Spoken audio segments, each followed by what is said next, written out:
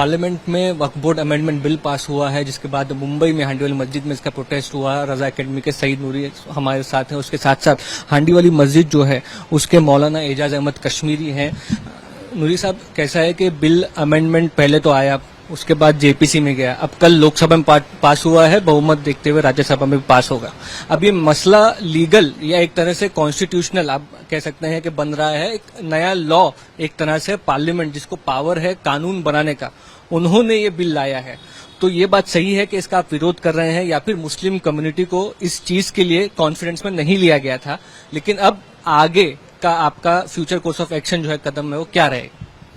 आज all India Sunni जमाअतुल उलमा, रजा academy और मुस्लिम तंजीमों की जो मीटिंग हांडी वाली मस्जिद में हुई है, इसमें उलमाए कराम ने ये तय किया है कि सबसे पहले तो इस बिल को हम रिजेक्ट करते हैं।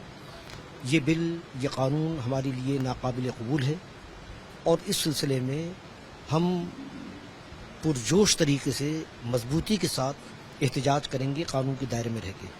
और ये हमारा एहतजाज सिर्फ एक मस्जिद शहर तक महदूद नहीं रहेगा, बल्कि ये मुल्क की गिर पैमाने पर इंशाअल्लाह ताला हम एहतजाज करेंगे। और इसके बाद वकला से मशवरा होगा, कानूनी लोगों से मशवरा होगा कि इसके अंदर हमारी क्या क्या हक तलफी हुई है और क्या क्या खतरात हैं हमको दरपेश। उसके बाद सुप्रीम कोर्ट में भी हम जाने की कोशिश करेंगे। कोर्ट में आप एक लीगल लॉजिकल स्टेप कोर्ट का ही लगता है, क्योंकि पार्लियामेंट में एक कायदा पास हुआ है, लेकिन ऐसा लगता नहीं है कि पार्लियामेंट के कायदे पास किए कायदे को कोर्ट भी ओवरटर्न करेगा। तो ये एक हकीकत अगर बन जाता है तो किस तरह से समाज में या वक्फ बोर्ड आगे कैसे चलेगा आपको लगता है? देखिए, ये तो एक मनसूबाबंद तरीके से मुसलमानों की ज़मीनों को हथियाना, मुसलमानों की मसाजिद, दरगाहें, खानकाहें और कब्रिस्तान, उस पर बुरी नज़र है। मुसलमान इसको बहुत ही बुरी नज़र से देख रहा है कि हमको मफलूज किया जा रहा है। अब जाहिर है कि इनके पास ताकत है, क़ुव्वत है और जुल्म की एक हद होती है, वो भी ये ज़्यादा दिन तक ये चीज़ें नहीं चलेगी। मगर हमारा काम है अपने मज़हब का तहफ़्फ़ुज़ करना, अपने औक़ाफ़ का तहफ़्फ़ुज़ करना। वो हमारे उलमा, हमारी तंजीमें, हमारे अफराद हर हाल में करेंगे। तो जैसा रजा साहब ने ये बात कही कि जो जमीनें हैं उस पर क्या आपको नजर है, ऐसा लगता है आपका जो धर्म है, जो मजहब है, उसके ऊपर डायरेक्ट इसको एक अटैक आप देख रहे हैं? बिल्कुल, वक्फ का जो मसला है वो हमारा मजहबी मामला है। जो चीज अल्लाह के नाम वक्फ कर दी जाती है वो हमारा जाती मसला नहीं होता, वो मजहबी मसला होता है। इसी सूरत में अगर हुकूमत मनमाही तौर पर कानून लाकर हम पे बिल पास कर थोप रही है, तो भी सईद भाई ने जिस तरह कहा, कानूनी तौर पर कोर्ट जाना हो, दस्तूर हिंद एहतजाज का हक देता है, अमन के साथ एहतजाज करना हो, उलमा को अपनी गिरफ्तारी देना हो, रजा एकेडमी है, सुन्नी जमाअतुल उलमा है, जो भी तंजीमें हैं मुसलमानों की काम कर रही हैं, वो जो कॉल करेंगी मुसलमान उस पर अमल करेगा। क्योंकि अब यह हो रहा है ना कि जो चाह रहे हैं मुसलमानों के ताल्लुक से मजहबी मामला में आप डायरेक्ट इंटरफेयर कर रहे हैं, तो ये कब तक होगा? और सईद भाई ने कहा जुल्म की एक इंतहा होती है। ये प्याला अब लबरेज हो गया, भर गया, ये छलकने पे आया, और सब्र का प्याला छलकता है ना तो मुश्किल सबके लिए पैदा होगी। इससे मुल्क की आबो हवा खराब हो रही है, नफरत फैल रही है। इतनी मुसलमानों की फिक्र है तो वो जाके कम से कम अपनी पार्टी में मुसलमानों को जगह दे दें, बहनों को जगह दे दें, बच्चियों को जगह दे दें, लोगों को जगह दे दें। वो तो नहीं दे पा रहे हैं और उनको लगी है वक्फ बोर्ड की फिक्र। ये हाथी के दिखाने के दाता और है, खाने के कुछ और है। ट्राइब्यूनल में जिस तरह से नॉन मुस्लिम मेंबर्स को अलाउ किया गया है, वो भी आप कहते हैं कंटेंशियस मुद्दा है, एक मुद्दा है जो आपको एक्सेप्ट नहीं है? तो बिल्कुल है ना। जब हम ना मंदिर में कोई शामिल हो सकता है मुसलमान, न चर्च में शामिल हो सकता है, न गुरुद्वारे में शामिल हो सकता है, तो वक्त में क्यों आप शामिल करना चाह रहे हैं? आपकी नीयत में खोट है। आप चोरी करना चाहते हैं, चोरी भी ना कहूं, इसको डाका डालना चाहते हैं, दिन दहाड़े डाका डालना चाहते हैं खुलेआम। आपके पास पावर था, आपने बिल पास कर दिया। आपने जो कमेटी के पास भेजा बिल, कमेटी में अपोजिशन पार्टी के लोगों की बात नहीं सुनी, वो जो चाह रहे थे।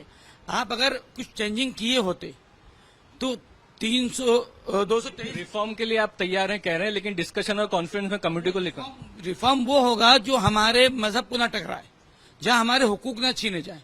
रिफॉर्म जहां जरूरत है वहां रिफॉर्म करिए, लेकिन उसके लिए मुस्लिम दानिश्वर उलमा बैठे हैं, उनसे बात करिए। आपने ट्रिब्यूनल भेजने के बाद भी 223 या 34 के करीब अपोजिशन में वोट पड़े ना, अगर आप उनको समझा ले जाते तो ये तो आंकड़ा 200 से नीचे आता। इसका मतलब आप अपोजिशन की को भी नहीं समझा पाए, जो सियासत में बैठे उनको भी नहीं समझा पाए, तो और ना आप उलमा को समझा पाए, ना दानिश्वरों को समझा पाए। तो इसका मतलब यह है कि आप कहीं ना कहीं बहुत बड़े पैमाने पर दिन दहाड़े चोरी करना चाहते हैं। क्या इस बिल के ऐसे कोई हिस्से हैं जो एक बार को एक्सेप्ट किए जा सकते हैं, लेकिन कई ऐसे जिससे जो नॉट एक्सेप्टेबल है, या पूरा के पूरा बिल आप खारिज कर रहे हैं? देखिए, सबसे पहली बात तो है, आज तक पिछले 13-14 साल की हुकूमत हो गई, 13 साल की। इस हुकूमत की नीयत हमेशा से इसी तरह की रही है, जो जिस सूबों में हमें नमाज न पढ़ने दी जा रही हो, आपने विश्वास ही नहीं जीता ना, तो आपकी नीयत पर भरोसा कौन करे? अगर आप विश्वास जीते होते, अपनाए होते, लोगों को गले लगाए होते, तो आपकी नीयत पर कोई भरोसा भी करता। सबसे बड़ा ऑब्जेक्शन तो वहीं से खड़ा हो गया जहां आपने गैरों को, हमारे हिंदू भाइयों को उसमें कमेटी में शामिल कर दिया, ला रहे हैं आप, उनको जगह दे रहे हैं। तो यही सब सबसे बड़ा एक ऑब्जेक्शन शुरू हो गया। मैंने सबसे पहले, आप इससे पहले भी चेंजिंग हुई है, लेकिन मशवरा लेके हुई है, राय लेके हुई है। एक चीज है, आप यूपी से भी हैं, क्योंकि ये पासमंदा मुसलमानों को जगह नहीं है बोर्ड में, रिप्रेजेंटेशन नहीं है, बोरी मुस्लिम को नहीं है, वो अब हम देंगे। तो एक तरह की ये चीज भी है कि क्या सुन्नी मुस्लिम उस तक ही मुतल्लिक था, या कह सकते हैं कि लिमिटेड था, उस चीज को चेंज करने की कोशिश की गई है। कैसे बाकी लोग जो है वो कैसे देखेंगे? क्या लगता है आपको कि डिफरेंस है जिससे मुसलमानों के बीच में फैसा? देखिए, पहले बात, जब पहले ही स्पीच, क्या नाम उनका, जो मंत्री हैं किरण रिजिजू साहब ने कहा था, उन्होंने अपने बयान में बोहरा समाज का नाम लिया था, कादियानी समाज का नाम लिया था। ठीक है, बोहरा समाज का सुन्नी वक्फ बोर्ड से कभी कोई ताल्लुक नहीं रहा। जो शिया वक्फ बोर्ड अलग है, बोहराओं का अपना अलग मामला है। आप वो तबका जो खुल के आपकी हिमायत करता है, आप उनको राजी करने के लिए इस तरह से आपने नाम क्यों लिया? आप मुसलमानों के दरमियान जो ग्रुप है उसमें लड़ाई लड़वाना चाहते थे, और आप वो तबका जो आपको फाइनेंस करता है, आपको वोट डालता है, आप उसको खुश करने जा रहे थे। सीधी सी बात है, आपको नाम लेने, आप आए थे गरीबों की मदद करने ना, तो आप गरीबों की बात करते।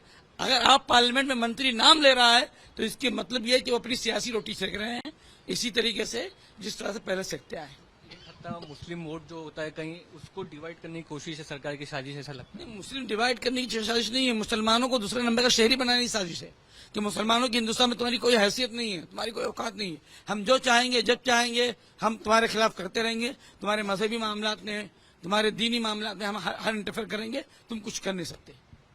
दलीलों के मुतालिक से देखें तो जैसे सेक्शन 40 की बात की जा रही है कि उसमें पहले 2013 में जो अमेंडमेंट लाया गया था, उसमें किसी भी जमीन को आसानी से वक्फ घोषित किया जा रहा था, और सिर्फ ट्रिब्यूनल तक ही वो फैसला था, कोर्ट में नहीं जा पा रहा था।